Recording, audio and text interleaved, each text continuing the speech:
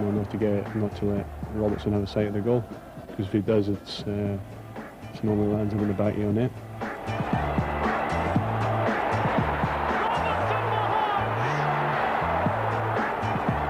He's probably the best finisher I've ever played with, and I was fortunate to play with Kenny Dalglish, Joe Jordan, Derek Johnson, people of that quality. Chance on for Robertson, he must score! Robert Bale scored! The marvellous career of this little man. He just need to knock the ball up into the sort of danger area, and as I said, he can be quiet for 89 minutes. About that minute, he's in the park. The minute he's not quiet, he's liable to stick the ball in the back of the net. Robertson helps it on. There's Robertson! Brilliant goal for Robertson! He's lazy, he's a lazy player, but I think that goes for him because the last sort of 20 minutes when you're running about and you're struggling a wee bit because you've put it in early doors, Robbo's a wee bit quicker than you because he's trying to walk the route for the whole game. John Robertson to break the league goal scoring record. Robertson, shot, goal! And Tynecastle goes well. John Robertson has broken the all-time league goal scoring record of Jimmy Wardhall Hearts.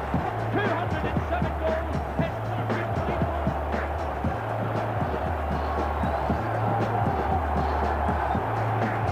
Last season, John Robertson became the greatest striker ever to play for Heart of Midlothian when he broke the record held for 41 years by Jambo legend Jimmy Wardhall of 208 league goals.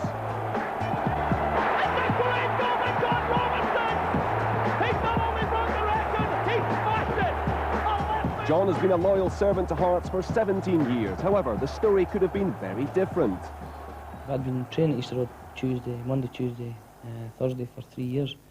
Under Jimmy Root, funnily enough, John Fraser, Stan Vincent. And they offered me signing terms, and when my father had died, I decided I was going to stay in Edinburgh, so it was down to Hearts or Hibs. And Hearts, to their credit, they all said, look, we know there's other teams, and said, if you want to sign for us, just give us a phone and we'll sort something out. But I went down to Easter Road, and Tom Hart, the chairman, was there, Eddie Turnbull, and Jimmy Rourke, and you know, he found out my brother Chris was playing for Rangers at the time, and then kind of panicked a bit and says, no, well, you either sign now or you don't sign for Hibs again. And we'd done the deal, we'd agreed the terms. I just wanted to run it past Chris to make sure that everything was okay, and he felt that it was right. And Tom Hart wouldn't have this. He says, no, you either sign now or you never wear a Hibs strip again. And so I decided at that time that, obviously, if that was the attitude that the chairman was taking, that I wouldn't sign. When John was only 14, his father died. He naturally turned to his older brother Chris for advice, and he was instrumental in bringing John to Hearts. I was actually here at the time with Hearts for 2 or 3 seasons, and John had a chance to go to 1 or 2 clubs down south, and Hibs were also interested in him. No, I was a Hearts fan, and I knew John wasn't a bad player, so I kind of encouraged him to come on to the Hearts, and eventually took my place, and I didn't have any career after that with the Hearts. I'm only kidding off. Once I became professional at 16, it was a wee bit rivalry because Chris made my life hell for 2 years. Being the ground staff boy, I had to clean his boots, I had to wash his kit, I had to go for his lunch, and I would come back with Chris's lunch and John Bruff would send me up for his lunch. I'd come back with John's lunch and Walter Kidby would be waiting to send me up again, and they made my life hell at the time, but to be fair, they did look after me. John has a remarkable goal record against Hibs. In the early years, his performance may have been spurred on by his rejection at the hands of the Easter Road side. John Cahoon now with the corner. They've been charging in, there's a chance! John Robertson! I think it did in the early years. I don't think there's any doubt about that, I went out there with the attitude that I'm going to show them what they've missed, and the annoyance, perhaps wanting to sign for them. Not quite a feeling of rejection, probably it was maybe a letdown in the end. And I thought, well, right, okay, this is it. I'm going to go out there and show what you could have had.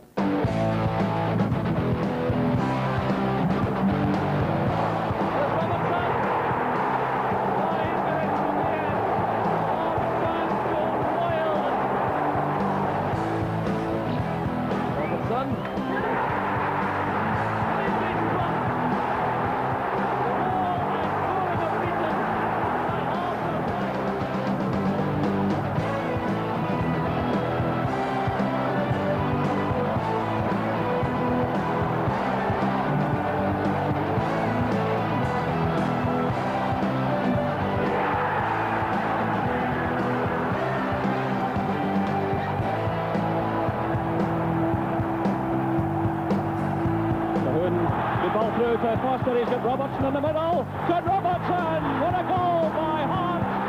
Oh, that was magnificent play.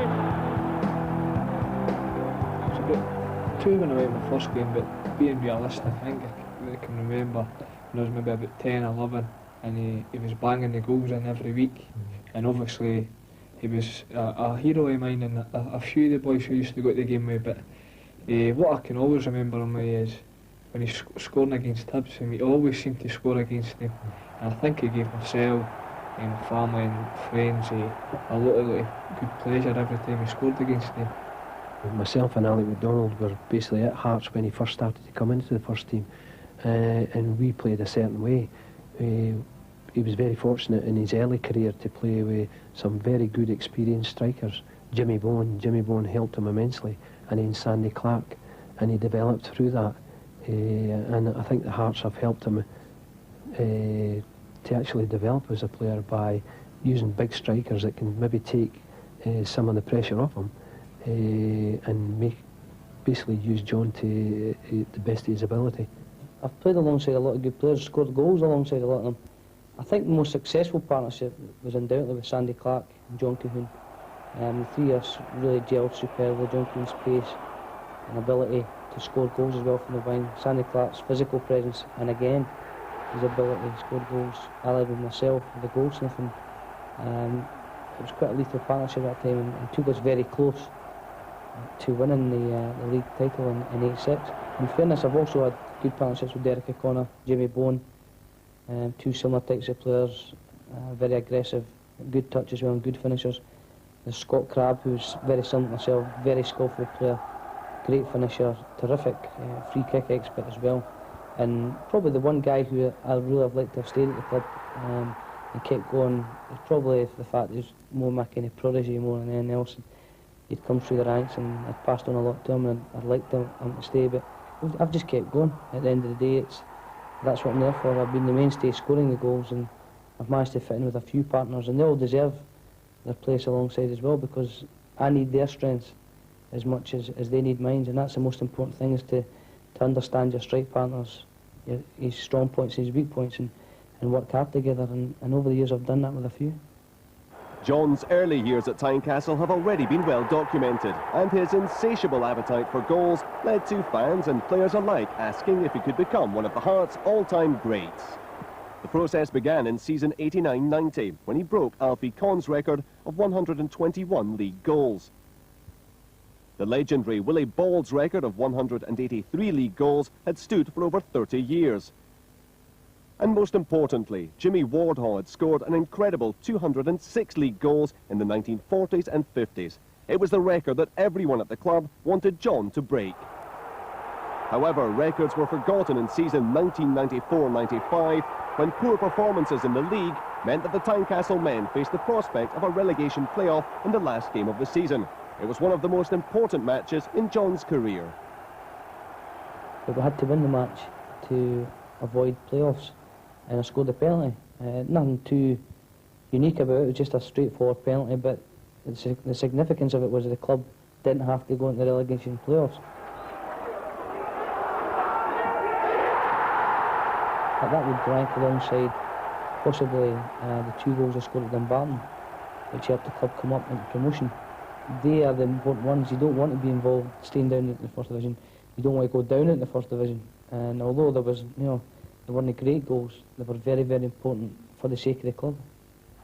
The league record that season meant there would have to be changes, and Tommy McLean left Tynecastle to be replaced by the former Hearts captain, Jim Jeffries.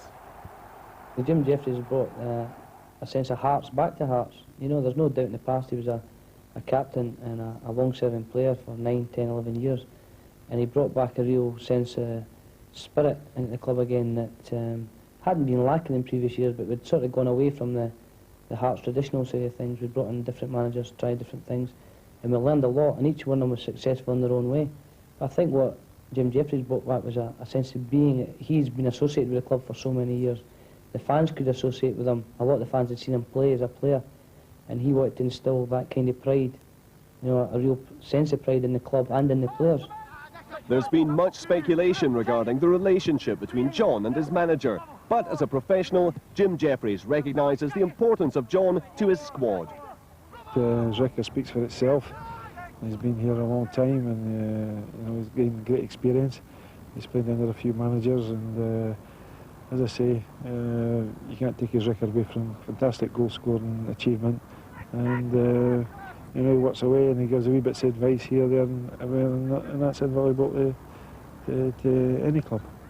For me, you know, he's going to finish chances, and he knows that I like to more attacking style. I like to be well organised, but at the same time I like the players to go and express and play football and go at teams and create chances. And if we do that, hopefully John Robertson will benefit as well as the team, because he's the one that can certainly finish them. Slack one there as he's trying to find Grant. Johnson steps in for Hearts. Now it's Miller looking for Robertson. It's away by Gary Smith. Only as far as Mackay. This is Johnson. Aberdeen players all round. Only gets it through towards Robertson. It's off the post. It's Robertson. John Robertson makes it 2-0 to Hearts. And that's Hearts' 60th Premier League goal against Aberdeen.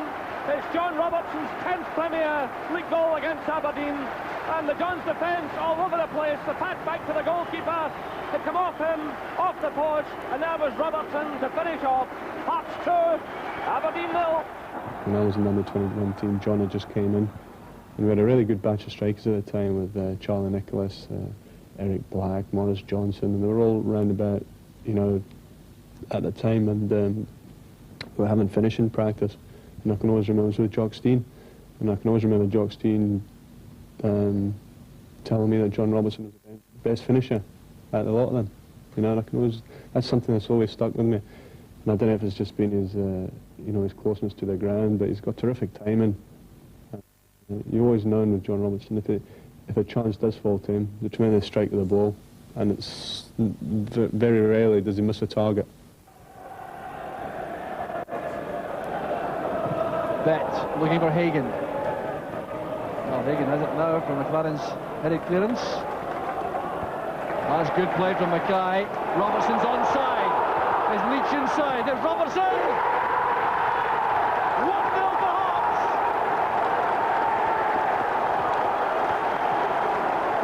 Minutes of the first half gone. Jubilation again for the Hearts supporters. And John Robertson gets his 13th goal of the season. Appeals there for offside. He wasn't on line perhaps with McLaren, but this is top-class finishing. Well, Hagen took a poor headed clearance of McLaren. This is an excellent bit of play from Gary Mackay. Superbly shuffling inside. Robertson timed that superbly. He was definitely onside, and the finish left Maxwell helpless. I think on a percentage of chances that John gets, it must be a high percentage that he does score with. I was in the Hearts side, so I can say this. There wasn't a lot of chances created, but if there's maybe 2 or 3 created, basically always Robin maybe got 1, 2. He was, as I say, he's an excellent finisher. He's a good reader, definitely a good reader of the game, and he is, for his size, he's quite sharp. And that's where obviously John has made his mark in the penalty box. He doesn't need a lot of room to pull the trigger, and as I say, he does it quite well, and he's a good striker of the ball, so anything from 18 yards in normally hits the back of the net. I don't think he scored many goals against me. Touchwood. No, he was always tricky. I don't think John was ever one of the strikers that would ever run away from you, but when you're in the penalty box, there's not that much space, as you know, and in the 6-yard box there's even less space. I think to be a good striker nowadays, you've got to sort of play on the shoulder of good defenders and sort of just wait for chances to happen. But I mean, you've got to sort of play in between that sort of offside and not offside position, where you're going to get there first for any sort of knockdowns from the goalkeeper or mistakes from the defenders. And John's done that for a number of years now, and it's a good lesson for any young strikers coming through to watch the way John plays. And the pass goes astray, and that's a mistake for Celtic. And pursued by Bet, who recovers well.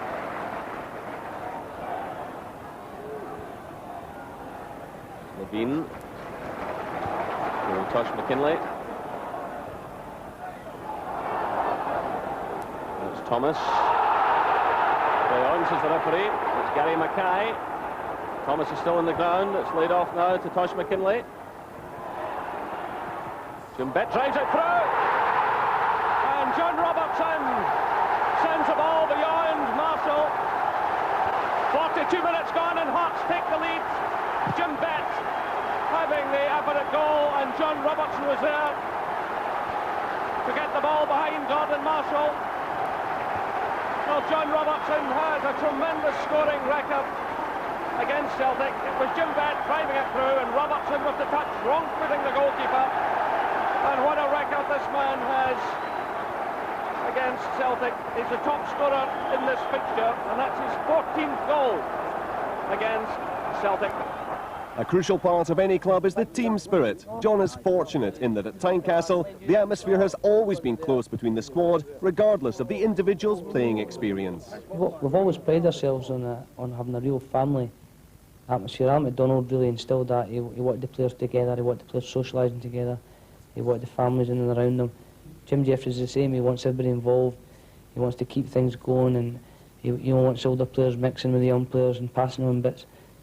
There's always pranks going on, there's always wind-ups going on, somebody's always taking the stick in the dressing room, the jokers are always there. I mean, we've got Pinky and Perky at the moment, Jim Hamilton and Neil McCann, and it's an absolute nightmare. You don't know what they're up to 1 minute for the next. They're up to all the tricks in the world, and they think they're the only two that know them. They forget that some of the players there have actually forgotten more of the tricks than they'll ever know. These are the two jokers of the pack, Mr Hamilton, Mr McCann. Quiet as a mouse. Probably mind you, after the performances of late, very, very quiet, the boys. But Neil McCann is going to be the next £1 million player from Hearts. Jim Hamilton is either a £2 million... Jim Hamilton, to coin a phrase from Tony Fitzpatrick, is either a £2 million player or a £2 quid player. And I still get excited. The games, you come to games, you still get butterflies in the tummy. There's no doubt about that. I've been doing it for 17 years, I don't know anything else, and sometimes you dread the day that obviously there's going to be a day when I have to leave Tynecastle. But as soon as you get into the dressing room amongst the lads, the banter starts, etc., that just disappears. You get on with your job. It's the greatest job in the world as far as I'm concerned. Here we go, into the new Tynecastle. You're just going to walk right into a car. We're going to get a wee treat here. One of the young lads happens to be a very good dancer. Can we clear the floor, please? Despite being what is today classed as a senior player, John still has a very good relationship with the less experienced squad members. Right, we're just trying to put him to the highest test here. Let's go, Mikey. It's going to be fairly. This is what happens here. We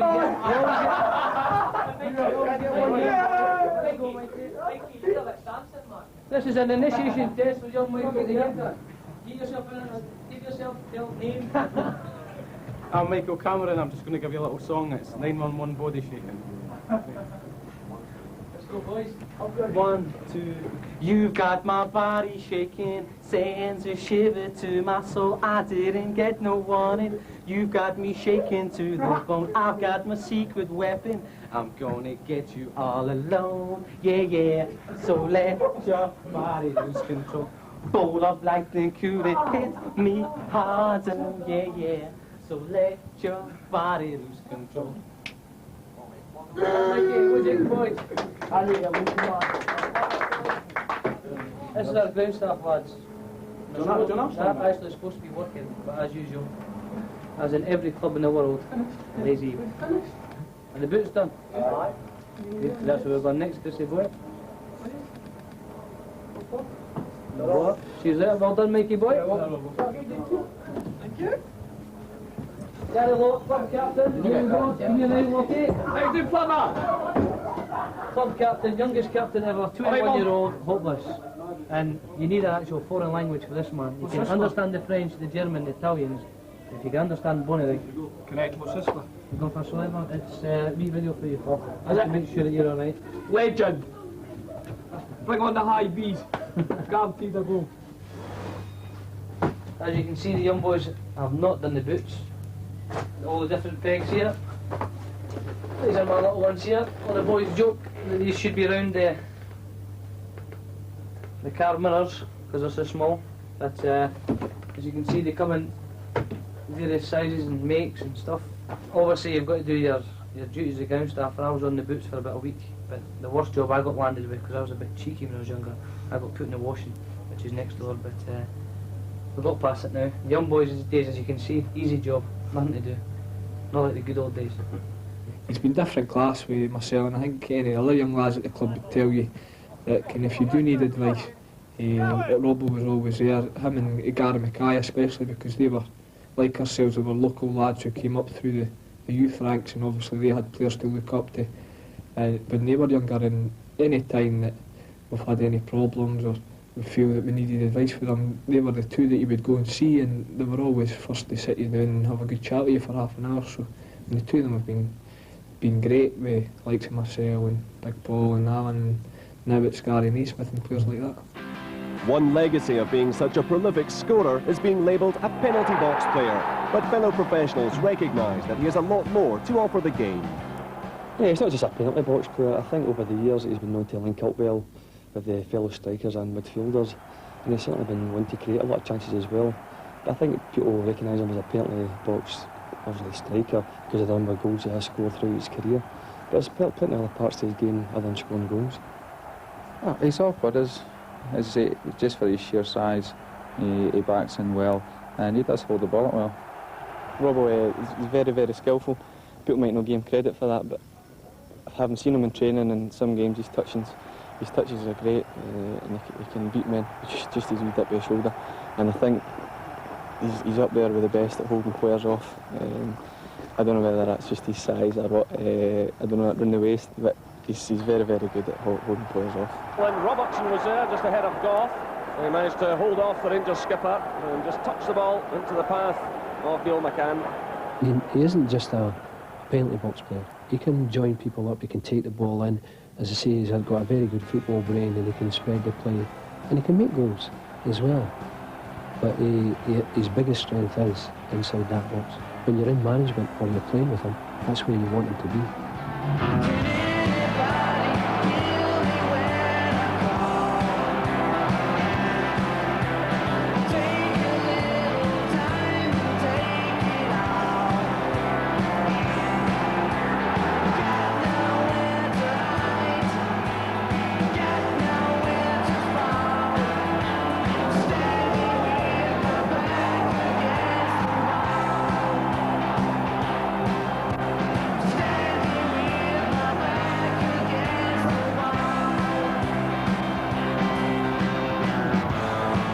In 1995, John's value in important games was proven yet again when Hearts, led out by his two sons, met Hibs at Easter Road. The previous month, John had equalled Willie Ball's league record of 183 league goals. If Hibs won, they would take second place in the Premier League, but John was again determined to spoil their party. I bet Logan, our sprint coach, seems to think that the bigger the crowd, the better I react. It may well be true. I mean, he winds me up all the time, and unless there's more than 10,000 in the stadium, then I'm not going to go out and play. But I think the reason I've done so well in the big matches is I've tried to, or I feel more relaxed in them, especially the derby games. And there's no big secret. I go out there and relax, and derby games tend to be tense and tight, and there's a lot of mistakes made. So if you can stay relaxed and wait for the mistakes to come along, then more often than not you're going to get a chance. And that's all I've done. I've just, work hard, wait for your chances, and when they come along, take them.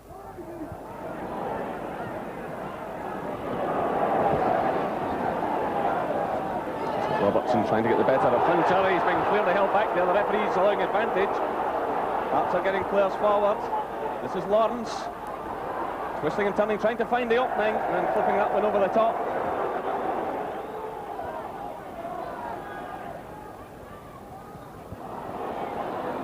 Just under 5 minutes of the first half left. No scoring. Here come Hearts. So it's Robertson clipping it across. McPherson's there, and David McPherson scores for Hearts.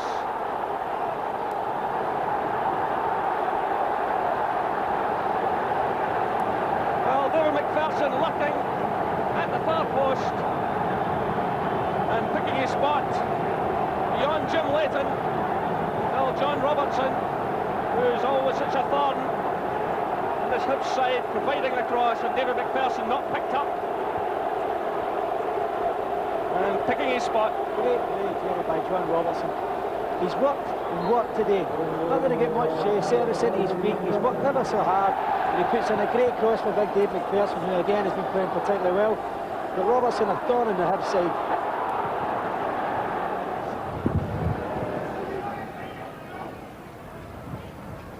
Keith Wright, he does well under pressure. Again, sends that one through. It's Gareth Evans.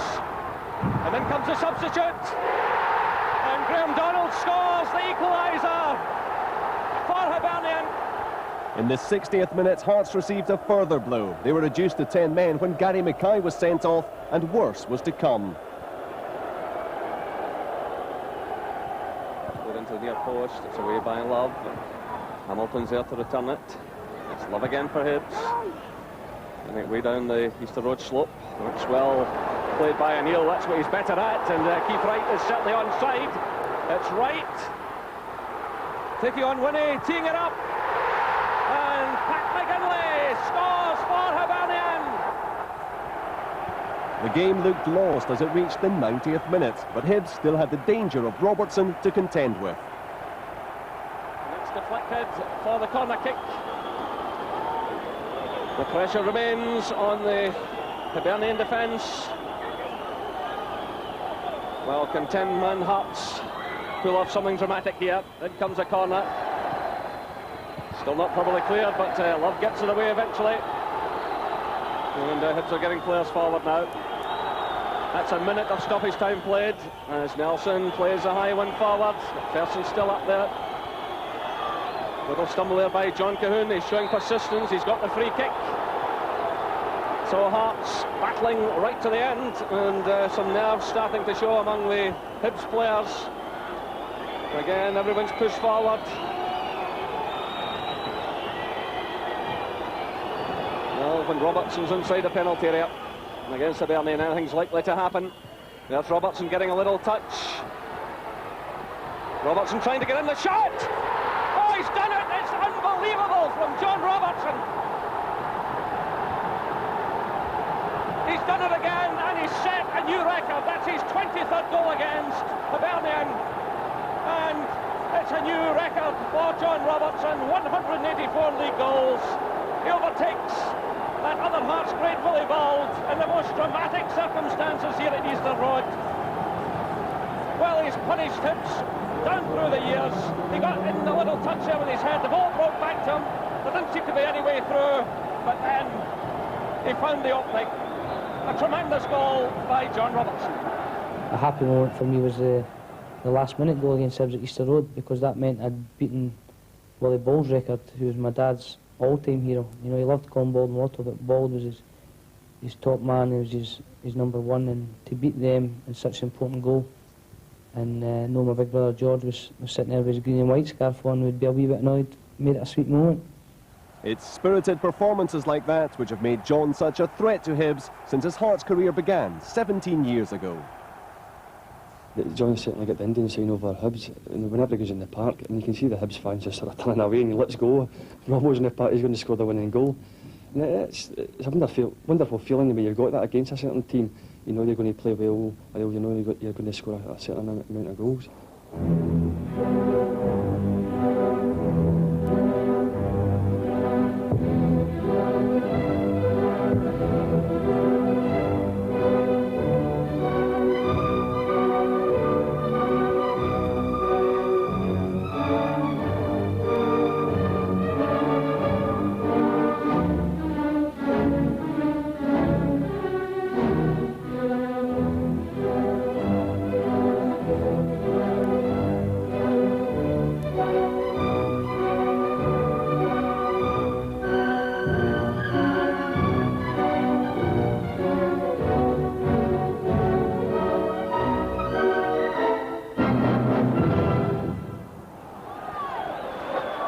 Here's Steve Fulton now with this free kick.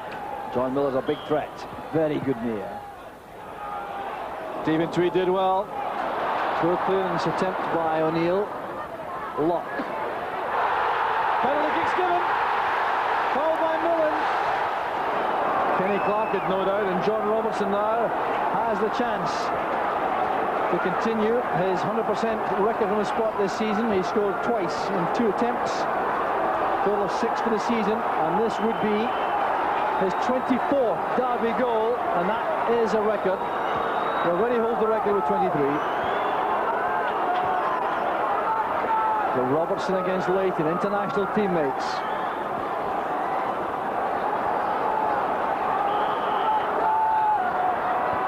Here comes Robertson. No answer to that. The power was too much for Leighton. It does give us a boost to know that he can score so many goals against them, and I think to a certain extent they must feel that when he's on the bench they're a wee bit at ease, because their support, I don't think many of their supporters will like him, because I mean the goals that he scored against them over the years have been phenomenal. I think he definitely worries sides when he plays against them, and Hibs I don't think are any different. I think they know that his record is absolutely brilliant against them about scoring goals, because he knows that he's going to be in there getting chances, and I think Hibs more than any other team because of the record he has against them. Even if John was perhaps going through a dip in form, when it comes to a match like Hibs, he's going to be almost first on the team sheet because of that effect. When other teams see the name on the team sheet, they know they've got a game ahead. Well, I can remember his first goal here when he came back for Newcastle was against it. He came off the bench, I think we won 2-1. Right to the far post, up goes Houchin! Well, Hearts deadly from these positions around the box, with Ian Ferguson the main threat. Bannon also deadly with these swerving free kicks. 5 in the wall. Bannon leaves it. There's Ferguson. Now Bannon! There's Collins winning it back for Hibs. Well, that's good play from Collins. Running into that ruck of players in maroon and losing possession eventually. There's Ferguson picking out McKinley on the left. Robertson calls to the ball in the middle, up he goes! There's Robertson!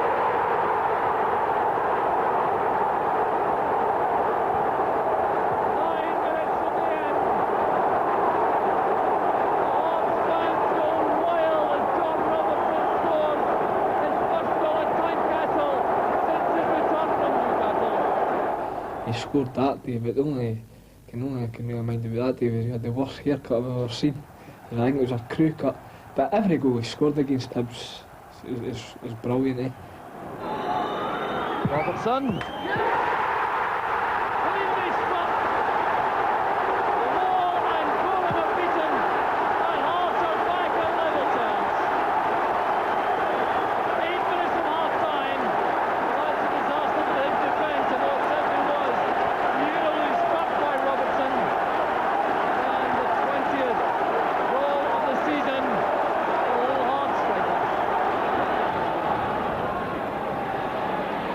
On there, the header from Robertson. Hearts go ahead 2 minutes into the second half. And the goal machine called John Robertson.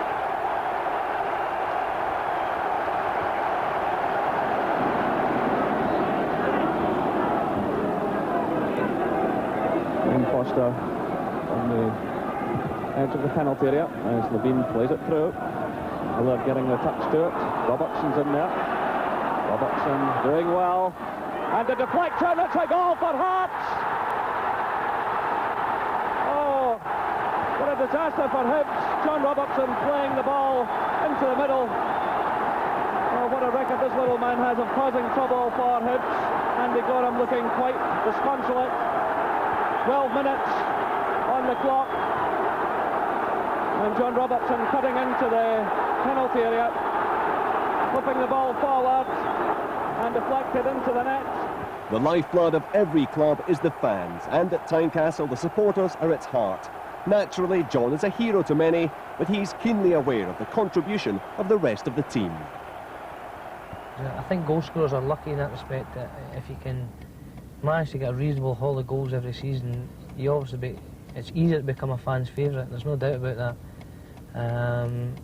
There's times when you see the midfield boys who put in a power of work, the defenders who put in a power of work, don't get anywhere near the amount of praise that they should get.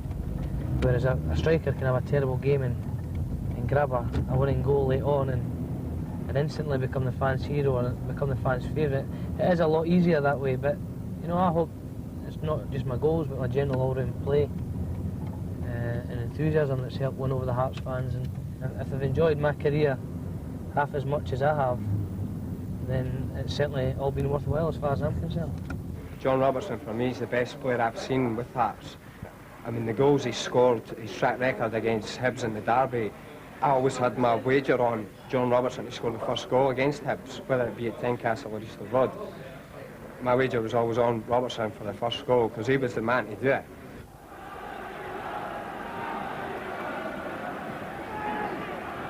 Hogg getting up well. There's Robertson!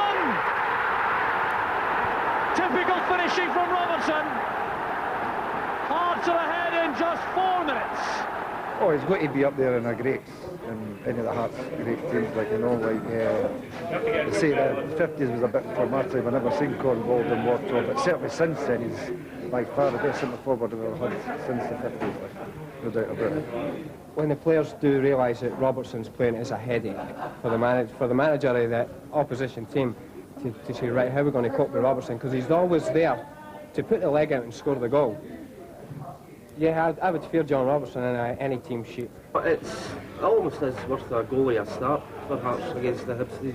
They do tend to panic when Robertson's playing for some reason. And man marking, they end up tend to put 2 men on Robertson, which frees it for all the other players, you know. So we're in a no-win situation when he's mentioned, I'm afraid to say.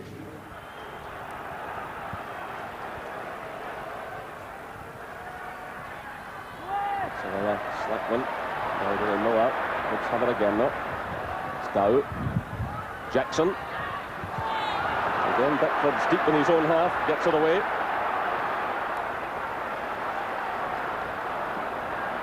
Here's McCann.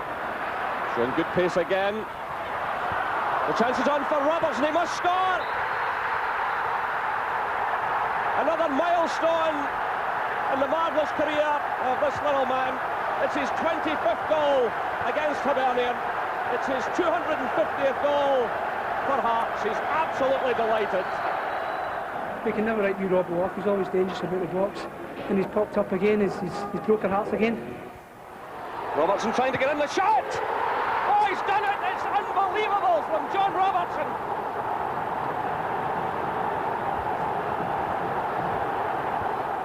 And the Robertson dynasty may continue through his 3 sons, Mark, Liam and Scott.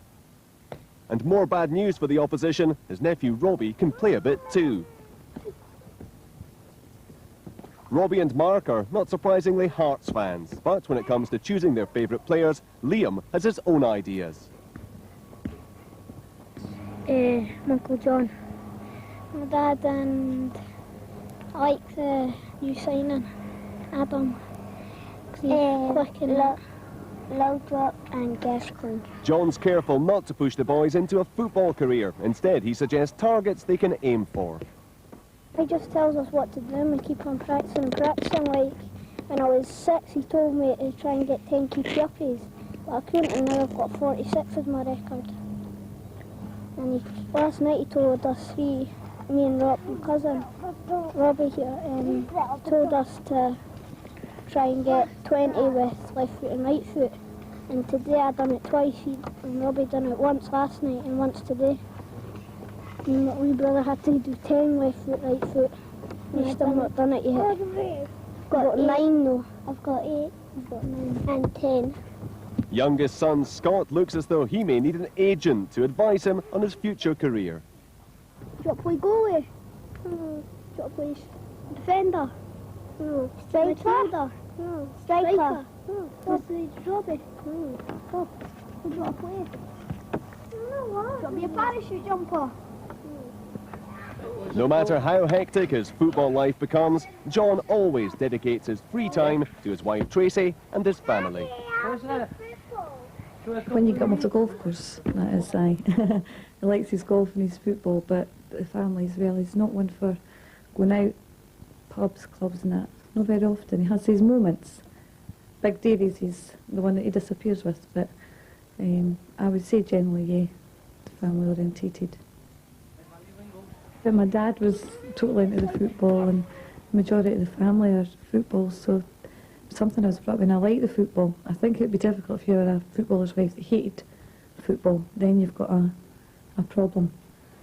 But the boys, you know, encouraged. They're the oldest one, Mark, he's more all-round football, golf.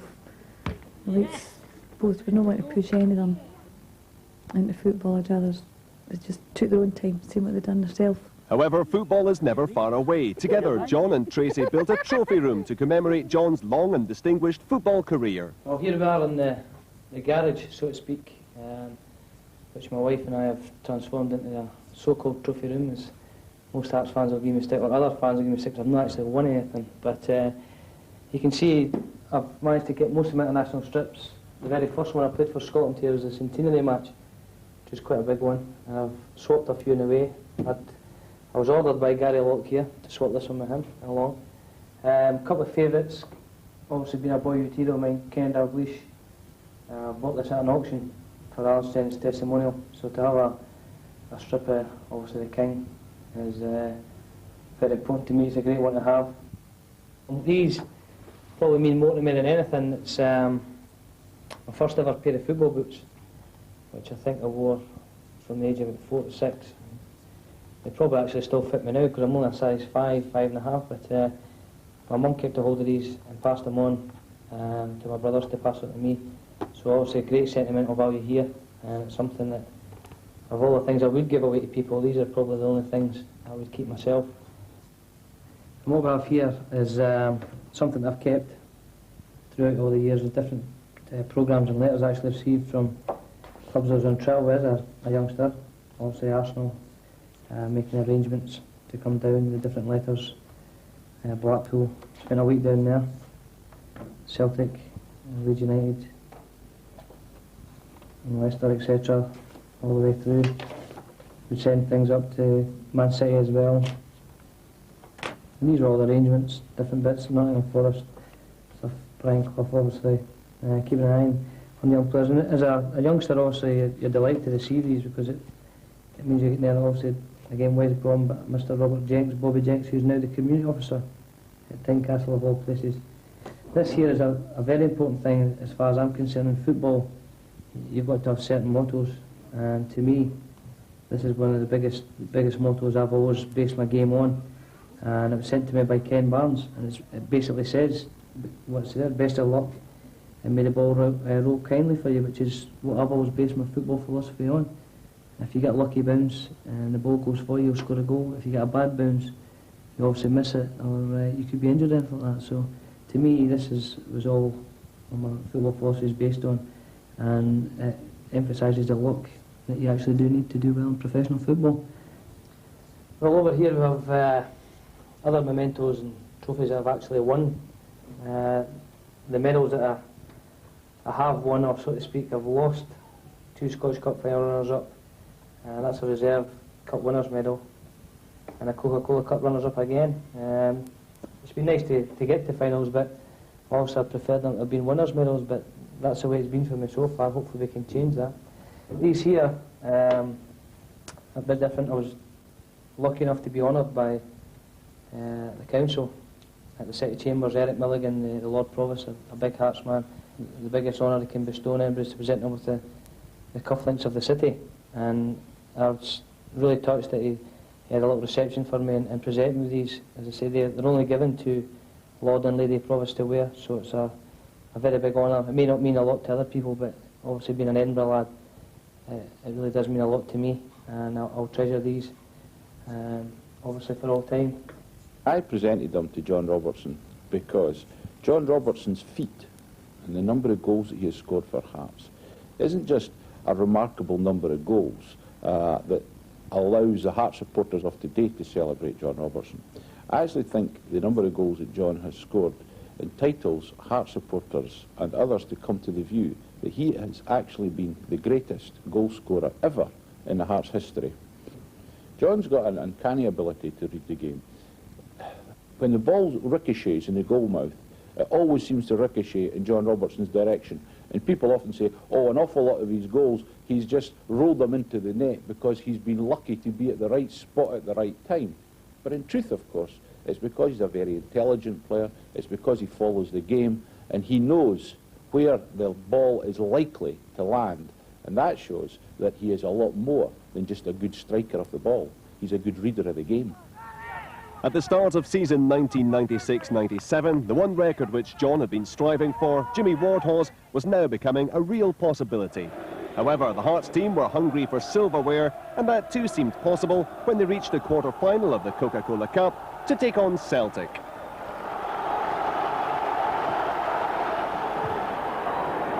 Van Hooijdonk. Salvatore! Wasn't far away.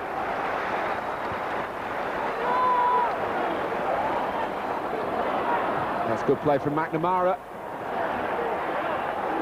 Van Hooijdonk, difficult angle, but he very nearly made something of it. So Andy Thorne takes the free kick. Yes, it is Andy Thorne of Wimbledon playing for Hearts tonight, who just joined us. Chance for Robertson, almost a second bite at it.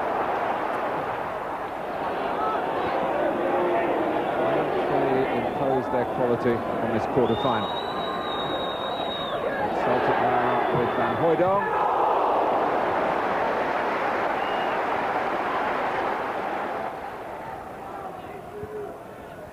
Naismith.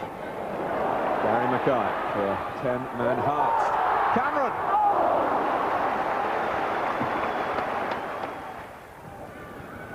Manus takes.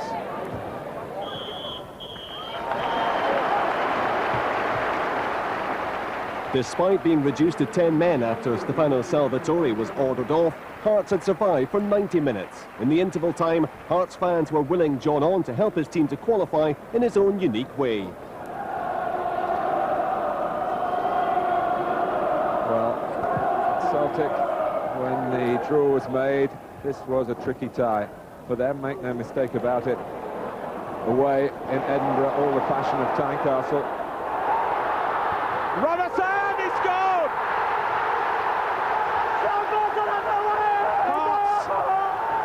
Got a goal here in heroic circumstances.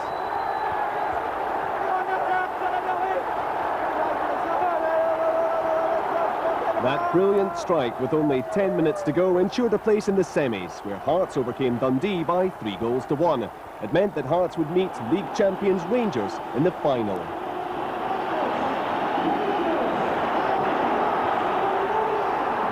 The game would show that despite being 2 goals behind in the early stages, Hearts' fighting spirit would ensure that they would not lie down.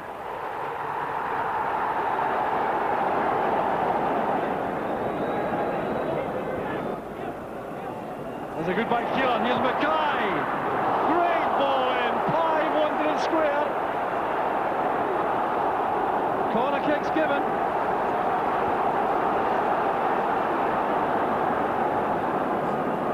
Real opportunity there for Hearts. Cameron playing it in for Fulton. Great goal by Fulton! The Coca-Cola Cup final has come alive! The way we knew was playing to win. We knew just to get it out of him, and the way the game was going, especially when we scored the second goal, we felt as if we could do it. No, because I'm sure a lot of people maybe was wee doubt in their own minds, like when it went to 2-0, like, we're not going to get it back, especially the way the Scottish Cup final had went. Well, I thought when the goal went in, we were definitely the better side and we were going to go on to win, but Robbo's never far away, and some say we should have got a foul actually just before Gascoigne scored, and it was on Robbo. But the feeling when Robbo scored from across was absolutely brilliant, sheer elation. Well intercepted by Ritchie.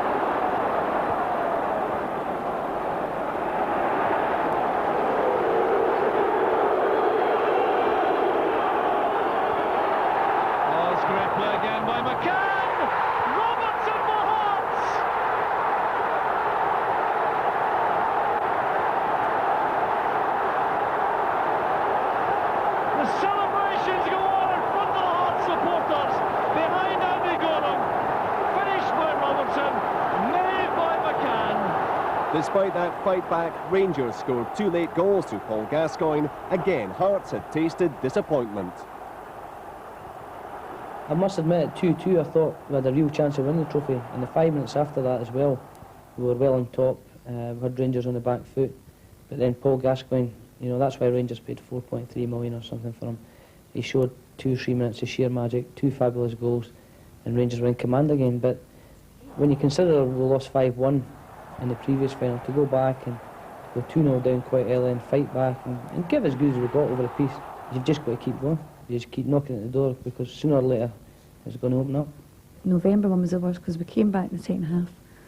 When John scored the equaliser, we both thought that was it. We had earned our right to this cup till Paul Gascoigne done it to us again. That was heartbreaking.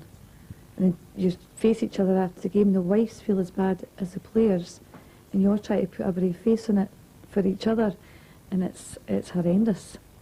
And then you put a brave face on it for the supporters, and they're always absolutely brilliant anyway, the Hearts support. They've been great, and we thought that was his last chance at, you know, a cup medal, because that's the one thing he hasn't got that he would really love to get. That's his ambition now. The Coca-Cola Cup final disappointments had made John even more determined to break the league scoring record, not only for himself, but for the legions of loyal Hearts supporters. I pride myself in consistency. I've not done 14, 15, 16 goals a season over the last 6 or 7 years. I had a good run just around about Christmas, as I said, 9, 10 goals in 7 or 8 games, which obviously boosts the tally up. But I don't know, I just, you know, put the ball in the net, went away. Perhaps the fact that as a kid when I went at the club, the contract was up again and needed to try and find a new one. So they always say that I'll do well in the last year of my contract, and there might be a bit of truth in that. So having a bit of a go at the moment. That's a good ball! Yes! John Robertson!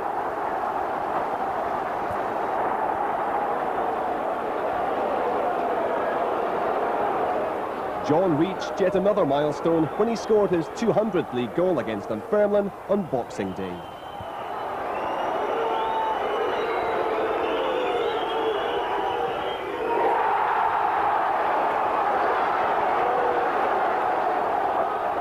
The New Year derby was a crucial one for Hearts. Hibs had a new manager in the form of Jim Duffy and were clearly optimistic about their new regime. We knew going into that game that Hibs would be fired up. They were fired up. The crowd got the change at management level they'd be looking for, so they were going to get right behind them. The Hibs players would then feel the benefit of the crowd getting behind them. The fact that they were kicking downhill in the first half, we knew they would come at us, and I thought Hibs played very, very well for 20 minutes. To be fair, Jim Jeffries must take most of the credit here, because he got us down there, he got us down a wee bit earlier than normal, got the team settled down and said, look, you know, Hibs fans, if Jim Duffy had just been appointed the manager, and he felt if Jockey Scott had still been in charge, that we could have won the game quite comfortably. But he felt with Jim Duffy being there that the Hibs fans were going to be up for it. It's a new manager, we're going to give him a big reception. It's a new year, it's a new start for them type thing. And he felt that Hibs were going to be really up for it, and he was demanding extra concentration, extra work rate, extra everything for this game, because he knew how badly Hibs wanted a victory. John popped up at the right time, and that's what he's been good at against Hibs over the past, and great record against them. He stuck one away, and from there Hearts completely took over.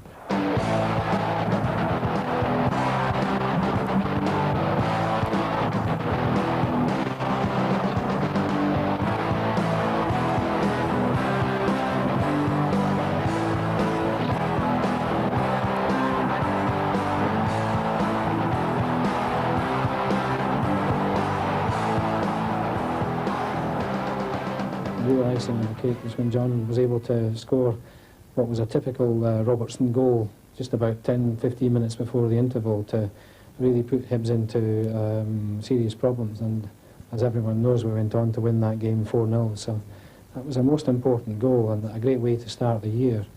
And well, as we know, Hibs just scraped through. That's the end of that season, and I rather think that game probably helped them to get into the position that they eventually found themselves in.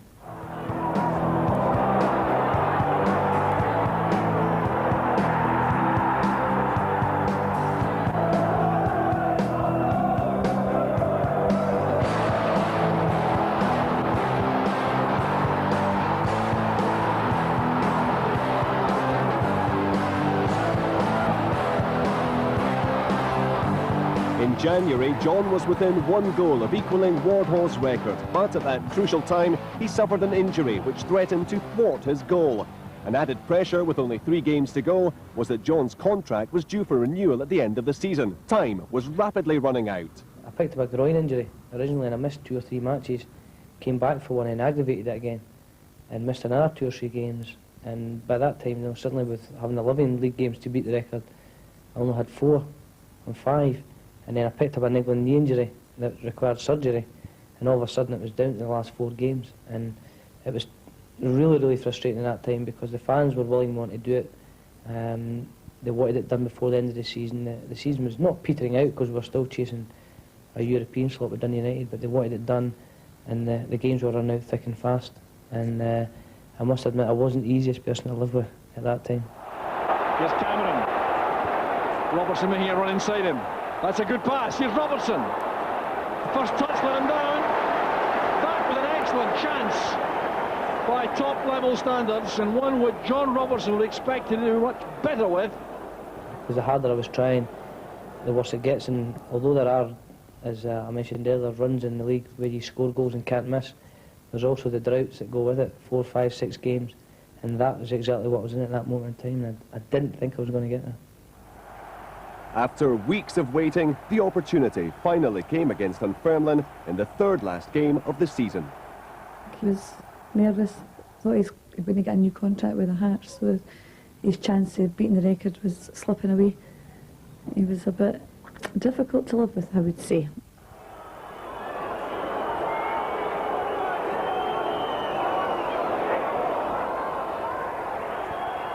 Well, it was a great header back for Jim Hamilton. And Kevin Thomas actually got there first. He headed it and I had a swing in my boot. And I just clipped off my boot on the way in.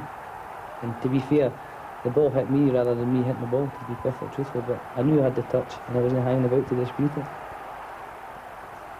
It was the first time I managed to pull off a surprise party that he thought it would be the following week, but he didn't expect it that night. He came round the corner with Neil Poynton and Big Davy and thought it was my neighbour that was having the party, with a 17-foot banner across the front of the house for him that John's friend had done, and the red carpet, and Simple the Best playing in the background, and Gary Mackay's dad doing a wee speech to him, and as many of the Old Hearts team as we could get that could manage were there.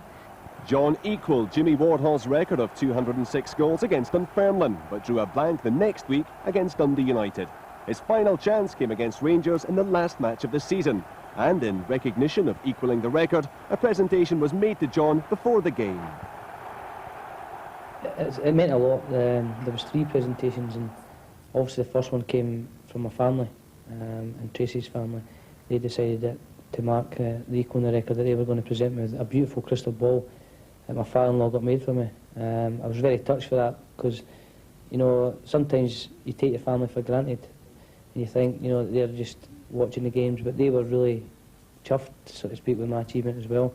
And then also I got a beautiful vase from the club to mark it because they were willing one. I think it was dusty by the time I got it. They'd had it for a few weeks, but I was delighted, you know, that was there. And the fact that on the day that Rangers, you know, they saw it fitting to give a reward as well, which again shows you that other people notice things that go on. I was really touched the fact that Rangers took time out to honour me as well. And as I say, it was a great start to the game, and that really sort of got me going with the hope that I could go out against Rangers and try and get the final goal to break the record. And obviously my chances were boosted when Walter told me that half his team were still recovering from the hangover, so I thought this might be the day. Petrie's letting in John Robertson. This is a chance. That looks like a penalty. It is. I knew that this was a moment that everybody was waiting on. And I put the ball on the spot and I decided myself that I was just going to hammer it down the middle. But then I heard Paul Gascoigne and Ian Durant shouting to Volley just to stand still. So that kind of blew that route out, so I just decided head down and hit it into the corner.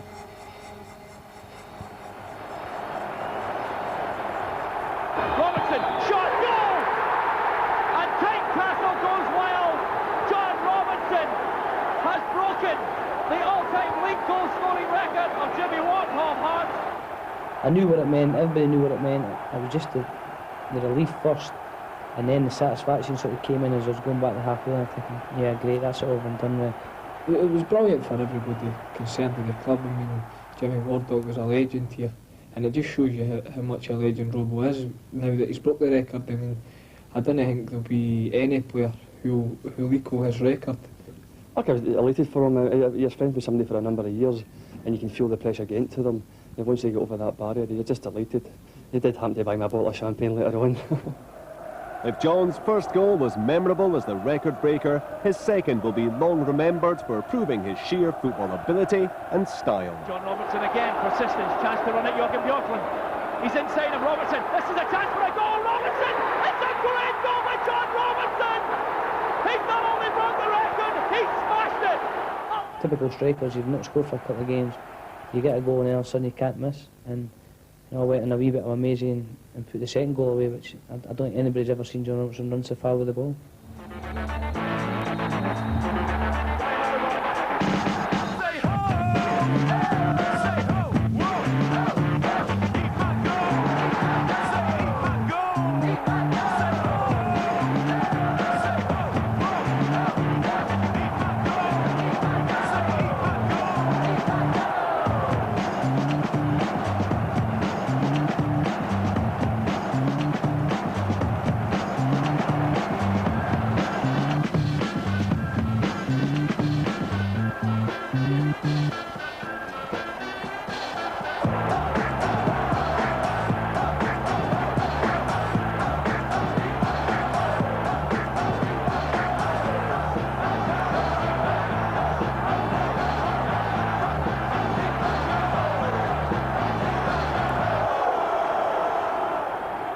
Maybe not as bad as strikers, I think.